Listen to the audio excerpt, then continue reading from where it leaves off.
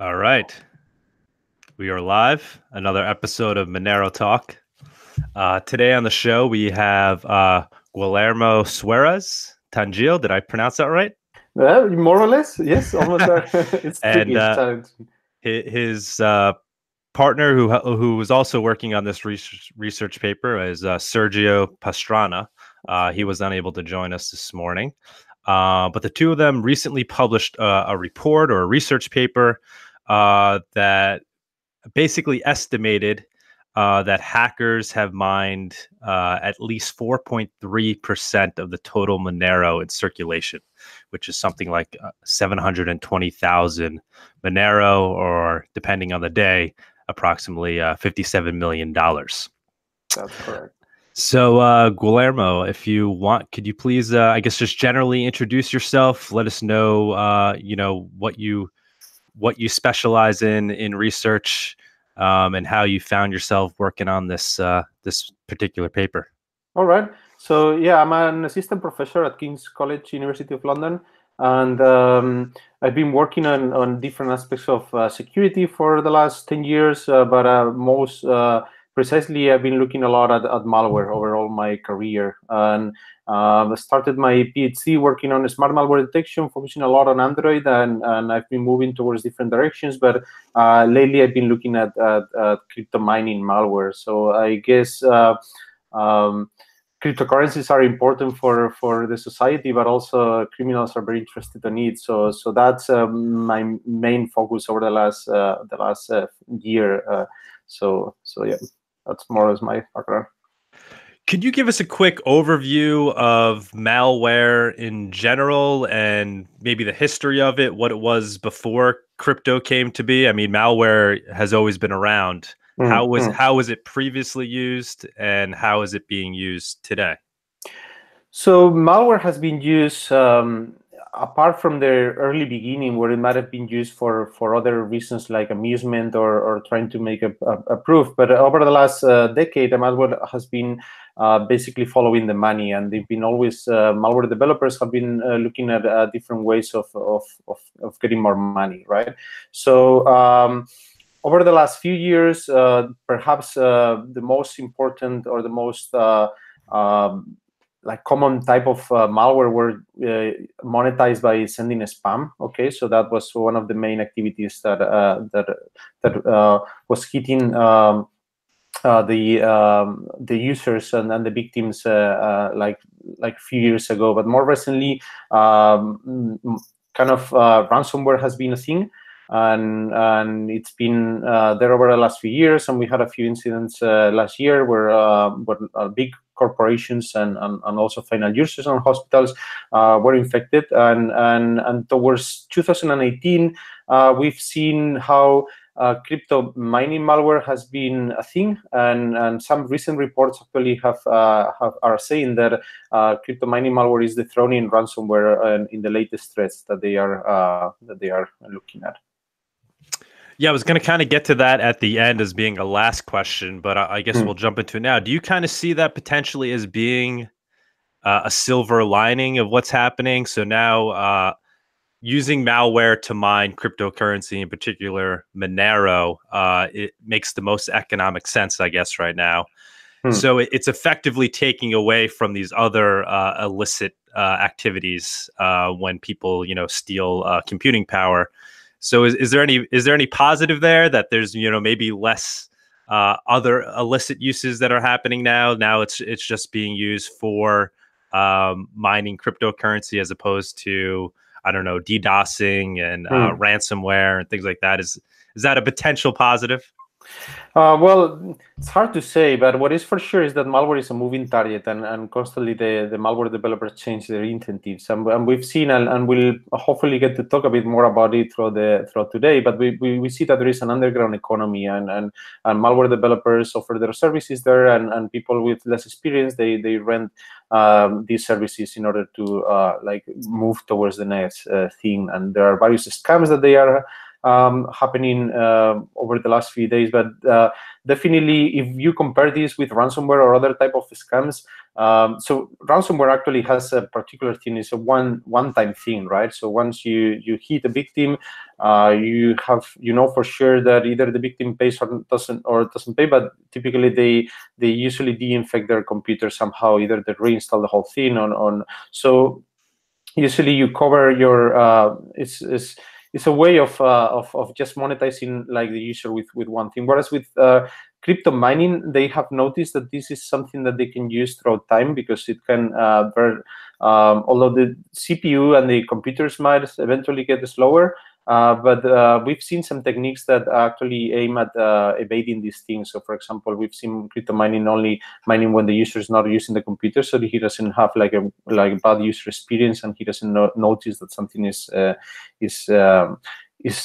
going on. So whether this is going to keep going, I guess that will ultimately depend on many factors, on how we keep protecting users, but also how the value of cryptocurrencies, if they keep being like something that like the society in general is interested, definitely criminals are going to be behind it.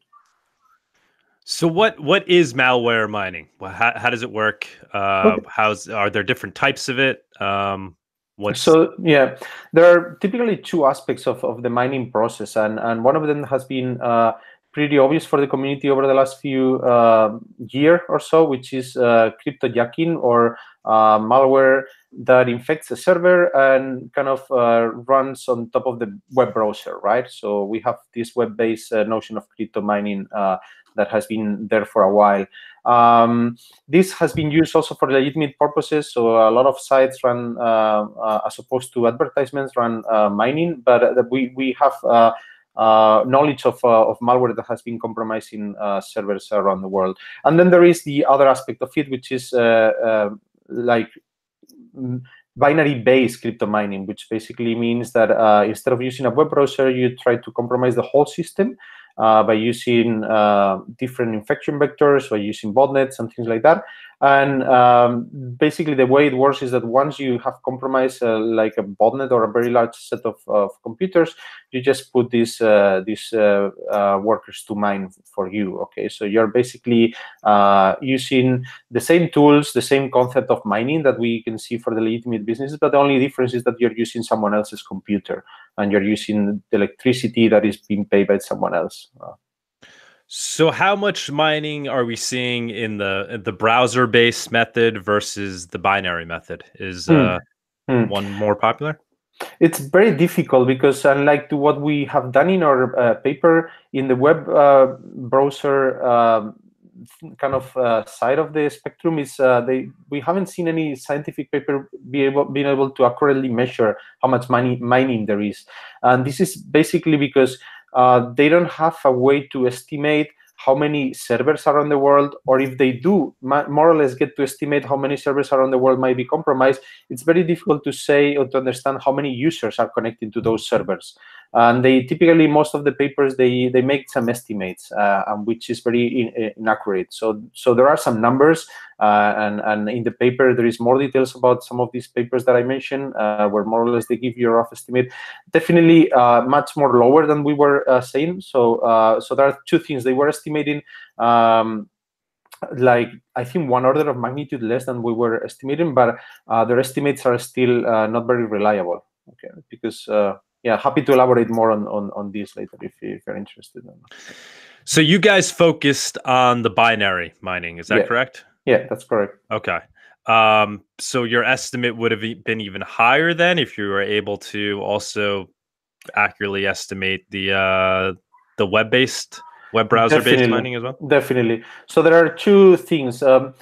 First of all, the way we extract our estimates are based on information that we've gotten from the pools. Okay, so these criminals typically join to pools, and these pools have given us information about how much money the wallets that they've been using in illegal machines they've been getting. So there is two things. One of them, in the malware, in the binary thread, we believe we have like a lower bound estimation of what is the threat, because we are missing still a lot of things. We believe we are just only seeing the tip of the iceberg. So that's one aspect. So what we know for sure that this 4% comes from illicit mining and from malware, but we believe that might be more. Okay, in the binary scenario, but also in the web browser scenario, there might be something that you could some other attribution, some other malicious miners that could also add revenues on top of this.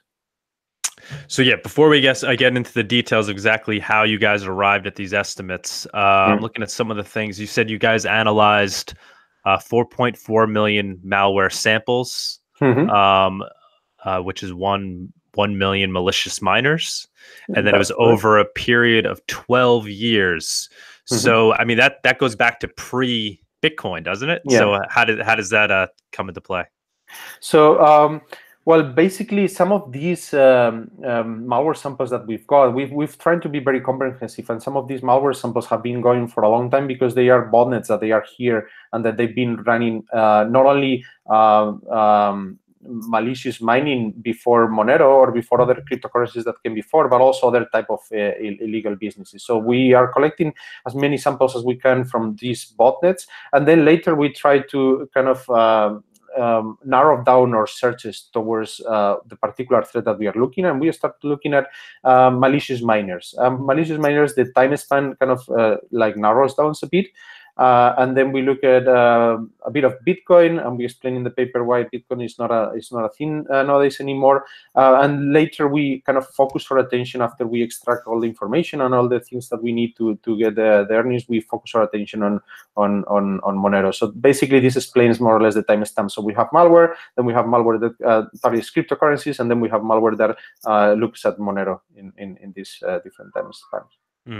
So why did you go back 12 years though? Why? Because malware has been around before that, I guess. What was the reasoning for that? So basically, when we were trying to get like our data set, we first started by having like a smaller data set of crypto mining malware. So to speak, and then we were looking at an open source intelligence and other information that we were able to see. We were expanding our data set based on binaries that have been related to this. So we've been looking at 12 years basically because the data set that we like finally got on top of all the things was the maximum time for which we find the malware sample that was related to a crypto mining malware these days. Okay. Because the thing is that many of these malware criminals, they use infrastructure that has been running for a very long time. So we identified very popular known botnets that they are there, like Beirut, for example. But we also came to know new botnets that no one in the community knew. So yeah, basically this more or less explains kind of the focus, and in particular, I think 2012 is more or less when one of these botnets that we look at the paper was becoming a thing. And then what you guys eventually arrived at is that you're estimating that there's approximately 2,200 active campaigns. Yeah. And all of those have accumulated an estimated 720,000 Monero. So how did you guys, what was the method? I know it's probably hard to explain. It's 18-page paper. I went through it yesterday and today. But if you can kind of give an overview of how you arrived at the estimated campaigns, what methods you were using to derive that, and then the actual amounts. Sure. So basically, there is classical malware detection techniques. There is two aspects to it. Something that is called static analysis and something that is called dynamic analysis. So in a static analysis, you try to look at like the binaries itself that you find, and you use some program analysis techniques to try to kind of deep dive and make a deep inspection into the binaries and try to extract properties from that. And then there is dynamic analysis, for which Sometimes when you don't have a good overview of the malware sample, because it might be obfuscated, for example, might be encrypted, or there might be some techniques that might not allow you to use static analysis, we use dynamic analysis, which basically means that we get a sandbox and we run the malware into that in that particular sandbox. We instrument the sandbox, and we typically look at network connections, command line tools, processes that have been created, and things like that. So we basically, in our paper, we rely on these two techniques, and we try to look at different indicators of compromise and different parameters, but we have a very large variety of things that we look at the malware. That we are mainly interested in command line tools and also parameters of the network packages that we are observing that connect through using the Spectrum protocol, which is the one that is being used to talk with the pools in order to kind of try to find new proof of works and continue doing. So basically, we deep inspect also not only the binaries but also the network packages and some other information that we find from the processes, like the command line tools, to try to extract the wallets or to try to extract the usernames that these criminals or this malware is using in order to communicate to the pools to which wallet they should be giving back the rewards once they mine one pool, one block in one of these pools. Sorry. So we use these techniques, static and dynamic analysis, on top of all the malware samples that we have, and start collecting all this data. Then we have a component that is called the profit analysis, for which we basically query different APIs from the different pools, and we basically send the wallet that we have obtained from this malicious malware sample, and we try to find out what are the different payments that have been happening over the last few years. Of course, we have information from some of the pools. We don't have information from all the pools. So, for example, one of the pools that we don't have information for this is Minergate, because it's a pool that doesn't provide this information publicly. So that also explains why I was telling you that we are only seeing the type of the iceberg in here, because there are pools for which we don't have information, that we know that there have been active malware working and mining towards using those pools, but we don't have this information. So basically, once we have the wallets and when we have the different pools for which the malware is connecting to in order to mine, then we use a number of heuristics to try to understand how like a number set of samples group together into these campaigns that you were mentioning. So we are basically interested on getting to know how many actors there are behind this, or if we cannot estimate properly how many actors there are, at least try to understand how many set of malware are using the same botnet or the same infrastructure. Okay, so yeah, I'm not sure to which extent you would like me to expand on the number of heuristics that we use to group together these things, but perhaps the most relevant and the easy to understand, although there are many others a bit more complicated, is that when you find, for example, 10 malware samples that they all use the same wallet, we know for sure that like set of malware, that campaign or that group of samples are part of the same malicious actor, because they all, at the end, this wallet and this identifier is what gives you the revenues. I mean, where you want to gain the rewards for mining. So if they all are using the same wallet, we can like be pretty certain that all those 10 or 20 or whatever samples we find, they belong to the same person. So those are what we call the campaigns. Okay. Okay. So the real key was figuring out which wallets essentially are owned by these hackers. Is that kind of correct? Yeah, that's correct. And then working with the pools or looking at the data that the pools have to see how much Monero is being sent to those wallets.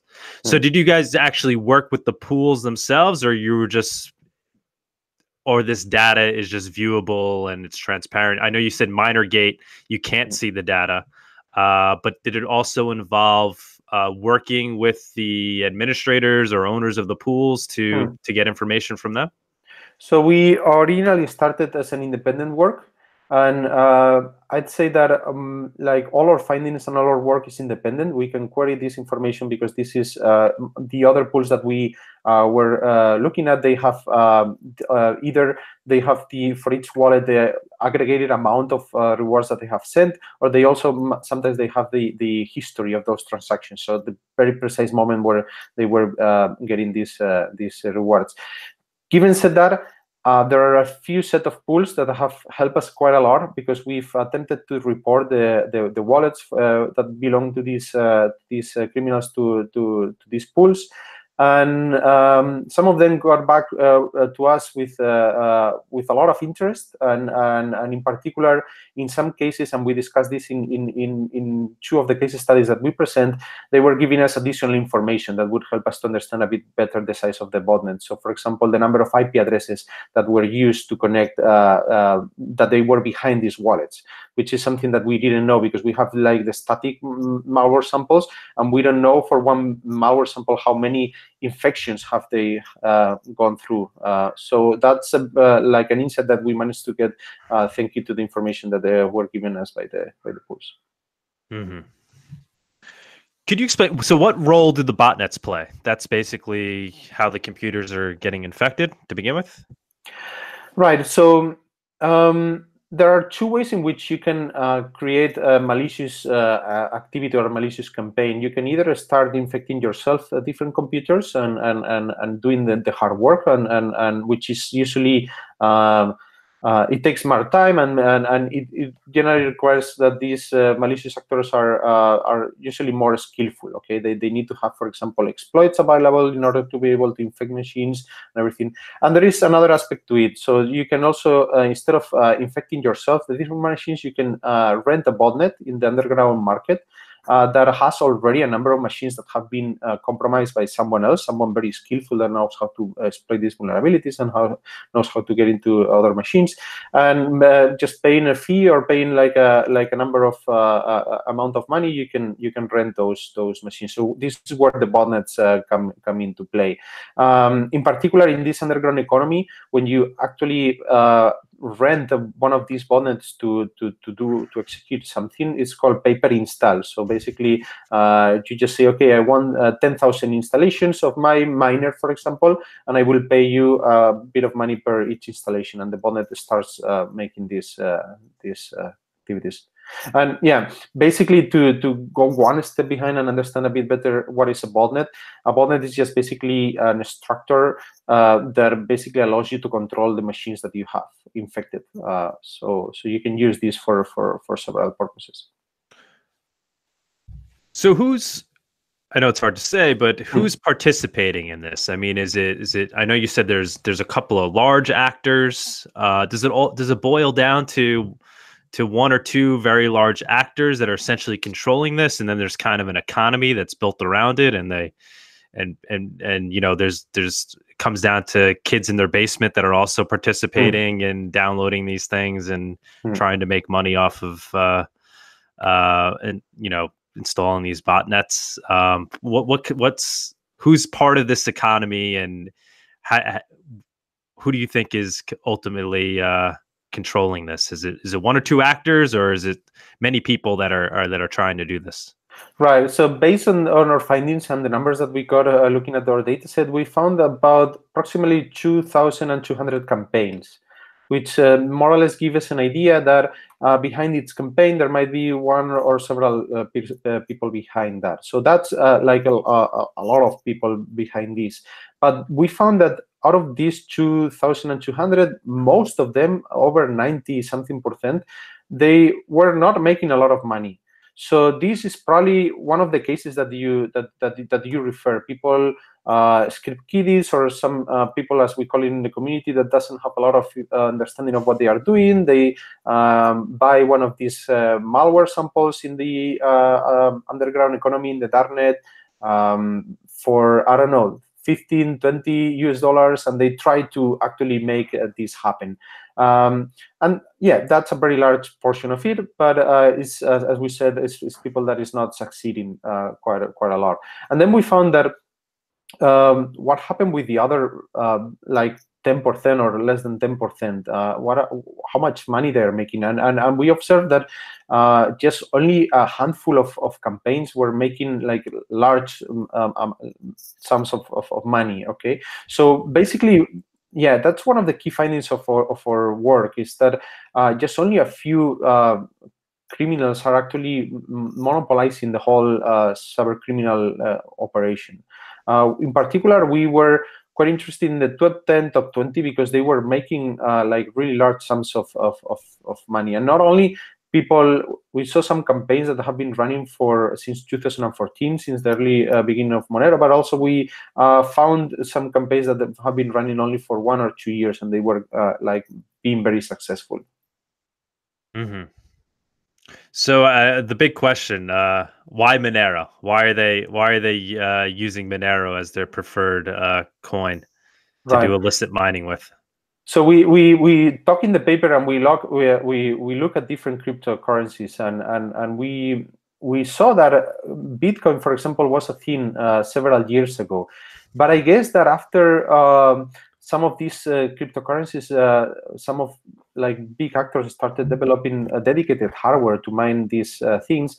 I guess if you like control a very large botnet of like medium-sized PCs, you are not able to compete with people mining Bitcoin in one of these farms, or using GPUs, or using more advanced hardware. So I believe that that's one of the main reasons, because Monero is an ASIC resistance cryptocurrency, which basically means that each of the miners that are behind like when you're mining, you on the one hand need a lot of memory RAM, but also on the other hand, you know that there's going to be like a change in the proof of work every once in a while, and that immediately, if you dedicate hardware to it and you create you build your custom mining farm, you'll not be able to continue to compete. So I believe that having a really large botnet of medium-sized PCs is very suitable for Monero.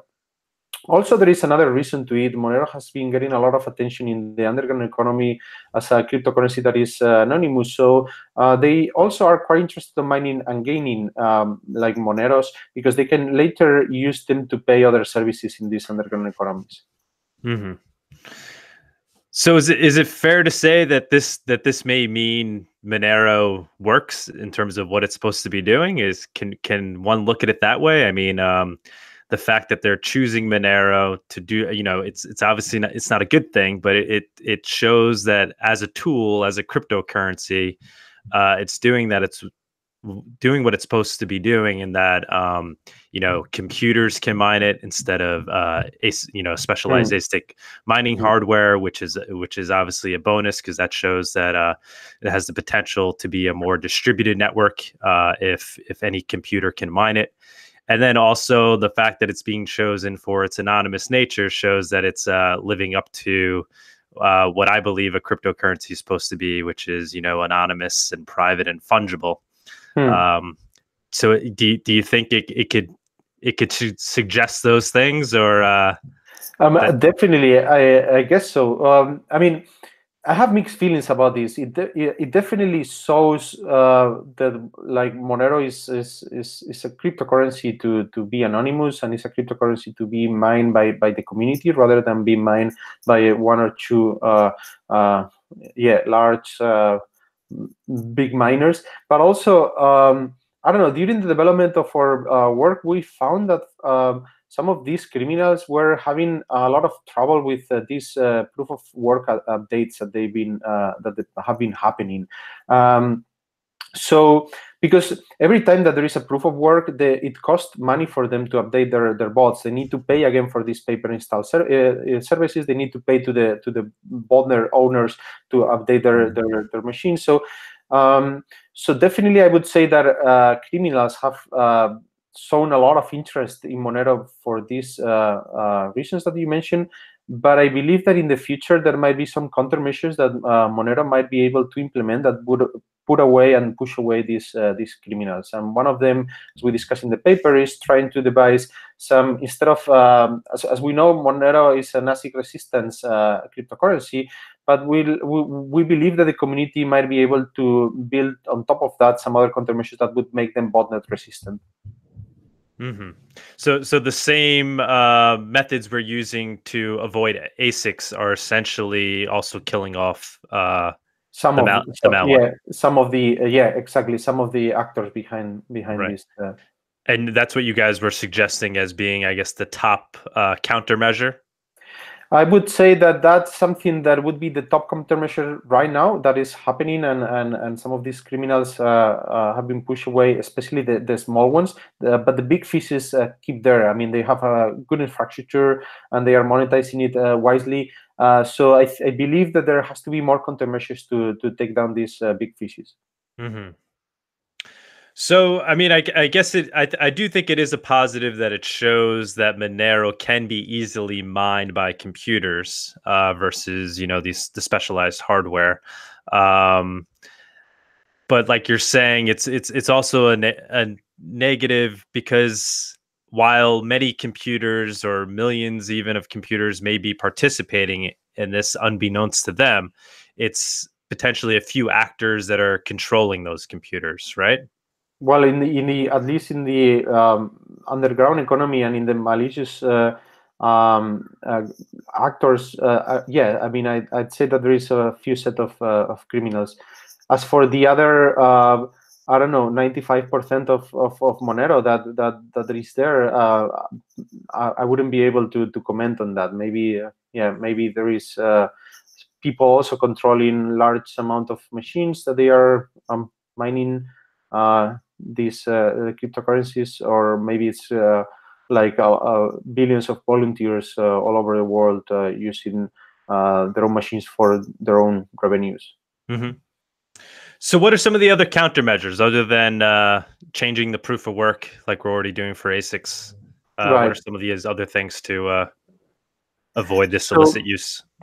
We believe that like working with the pools would be one of the most effective countermeasures that we could implement, and trying to add more transparency, because I think Monero by itself is a cryptocurrency that all the protocols have made all the transactions anonymous, but that doesn't mean that also the pools have to be that they are behind that. They might not. I think like the network should incentivize those pools that they are transparent and they know for sure who are their clients, so to speak. And I believe that could be one set of countermeasures that we could apply. Maybe reward these pools, the ones that are like working towards the network in a legit way, and try to like incentivize using pools that they are opaque and that do not collaborate with us. And I believe also another set of countermeasures could go from the technical perspective by trying to provide users with tools to measure how much electricity their homes or their devices have been consumed. That could be another way to try to fight against this set of this threat. Because if a user sees or understands a bit better their electricity bill, they might be able to understand that the computer is infected, and then they might be able to de-infect the computer. In terms of having the pool, so you're saying the pools would basically be giving up the identity of the miners, or just because I could see there being some blowback there, right? Because I mean, the ultimate use. I wouldn't say the identity of the miners, but if you just like many of those do, if you publicly advertise what is the wallet of those miners, you're not giving up the full identity, right? So there are ways in which you can you can either have like go for the full flag wallet, but also you can go for I don't know, pseudonymous or things like that would allow you to understand whether behind a set of wallets or a wallet might be one person or might be like several persons. So for example, the pools, I mean, they don't need to give up this information to the public domain, but the pools know the identities of these. Well, if you want to call the identity the wallet of a miner, which is not the identity, because the way it works, Monero basically allows you to hide all these transactions, so every single transaction keeps being anonymous. But if you see, for example, as a pool that one single wallet has been is controlling like a very large set of machines, like a botnet, then you should be able to say, okay, no, this is not the type of behavior that I want. I don't want one single actor to control like a big large of machines, right? I want this to be as much distributed as possible. Gotcha. Yeah, because we wouldn't want to make it impossible for honest users to be able to obtain crypto anonymously by mining it. Especially, I mean, that's certainly one of the use cases for Monero, is the fact that you can obtain it anonymously as well if you're mining it. But imagine that, I mean, let's say, for example, that you've got a pool that is fully transparent, and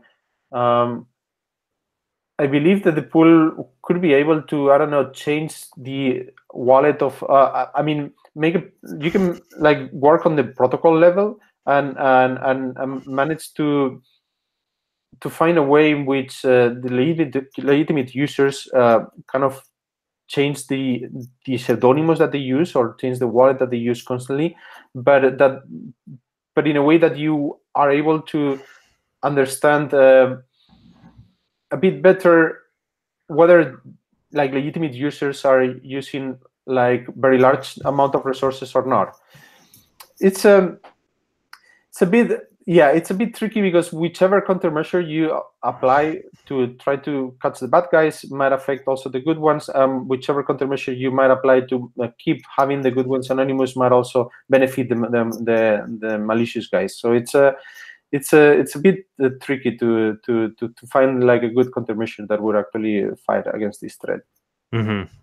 That's often an issue, an ethical issue Monero is facing, right?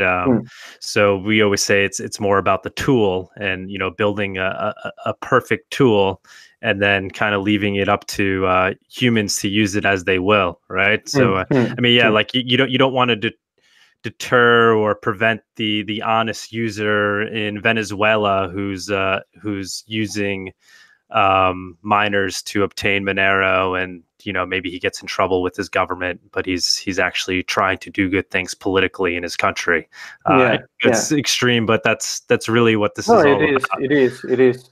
But I do technically, I mean, I do honestly believe that if we get our heads around, and you can build a set of technical countermeasures that would allow you to keep preserving the anonymity of the miners, and would allow you to react against these things. I mean, say for example that a pool finds out that from one single IP address there is constantly someone sending constantly changing different wallets. So kind of, so let's say, for example, that from one single IP address, you get someone mining against different wallets, okay? So let's say, for example, that you see that in one day, one single IP address has given you 1,000 wallets for which someone has been trying to mine and to solve proof of works. You might be able to understand that that might not be the case of a legitimate user running their own tool, but there might be a botnet that every single cycle or every single time asks the bot master, okay, towards which wallet should I be running this proof of work? And I mean, I think there are ways in which we can work around this, and it's about our paper we aim at are putting the community together, raising this problem, and put them to think about better ways to solve this problem. Mm-hmm. Yeah, sounds like the proof of work method is, I mean, because Monero that aligns with Monero's policies in terms of trying to thwart ASICs. So it may just be something that happens naturally anyway as we work on our proof of work algorithm and make it more ASIC resistant. So where do you see this all heading? Are we kind of at the peak of malware mining? Is this the heyday right now, and then it's gonna fall apart as we learn to thwart it, or is it going to be a constant cat and mouse game and we haven't even seen how bad things can get? It's hard to say, because in early 2018, when I started looking at some of these botnets and some of this malware, I thought, oh wow, this is a huge theme. But then towards mid 2018, I found that my estimations were like growing exponentially. So when I like almost a year ago, I thought we were in the peak, and all of a sudden we saw that things have grown like enormously, like 600 or 700% with respect to what we saw in early 2019. I believe that the problem is going to keep like going for some time, as long as antivirus vendors manage to bring themselves up to speed in a way. I believe there is still more to it, because right now this kind of illicit crime, the return of investment for the criminals is quite high with respect to the amount of investment that they have to deal. So I think we have a problem here, and I think that we might kind of see more to it in the following years. Hopefully we will get to see some improvements. What I'm also very concerned about is not only about the amount of power and electricity that these criminals are taking off of their victims, but in a scenario where criminal owns a really large set of bots and they are all mining, you can see more elaborated attacks to it that might affect not only victims but also might affect the network itself, right? So, for example, we have 51% type of attacks, for which if you control a really large amount of workers, you can start trying to cheat on the protocol and things like that. So that's something that concerns me, and hopefully we are not going to see these criminals moving towards that direction. Mm-hmm. Yeah, I think even last week there was a news about something called King Miner. And then are you familiar with that one? So I didn't look at the whole aspect in detail, but I'm familiar with this, and I think if I remember correctly, this issue comes down to like a set of recent papers that have been looking at how if you control a really large portion of the network, how can you cheat and how can you make this Mm-hmm. So, do you have any opinion on cryptocurrency in general? I know you're this is a research paper on malware, but are you also a crypto enthusiast? Are you a Bitcoiner or a Monero user? So I'm really fascinated by the technology that is behind these cryptocurrencies, and really enthusiastic about the blockchain and about the way in which you can find new ways of having like a decentralized database. I believe that there are some risks behind the cryptocurrencies that we need to consider. They are very volatile, and for the end user, that's something that I definitely don't support, or I would advise that whoever gets into the cryptocurrency world knows that it needs to know a bit about what they are doing. So in that sense, I would. I'm a bit cautious about this technology in terms of this aspect. But given that, I mean, I have mixed feelings. I mean, I've been playing with cryptocurrencies. But I'm not one of those ones that have become super rich with this technology. So I'm still hoping that I can get to be more enthusiastic about it in a few years. So you haven't chosen to use your research and specialization for evil. You're using it for good. For the good, yeah. And I'm very positive about the smart contract things and about ETH, and I think that there will be in the future a lot of cool applications to it, and that's something that I'm really excited about personally. Yeah, I mean, on this show, we're obviously Monero advocates, and we always kind of repeat the reasons, which is that you know, the what I believe and many in the community believe is that the purpose or the invention of cryptocurrency, which started with Bitcoin, was simply to create digital cash. And Monero currently does that better than all others. Even as we discussed today, kind of proving that it's perhaps more censorship resistant than all other coins in that, you know, for illicit uses, it's the chosen coin. I mean, even I don't know if you saw last week or 2 weeks ago, a Norwegian billionaire's wife was kidnapped, and the ransom note was for Monero, which Monero, you know, is obviously a horrible thing, but it shows that it's working as digital cash. And you know, you can get into all the reasons why philosophically and morally digital cash is an important thing to have. You know, you start to get down these freedom of speech arguments. But it seems like Monero is currently doing that the best. And I see, while, you know, there's these illicit uses, are obviously there's you know, this isn't something we want. You know, it's straight up stealing. They're stealing computing power and people's electricity. And then, you know, with kidnapping and ransoms, obviously is not a positive. But it just seems to continually show that Monero works as intended, as digital cash.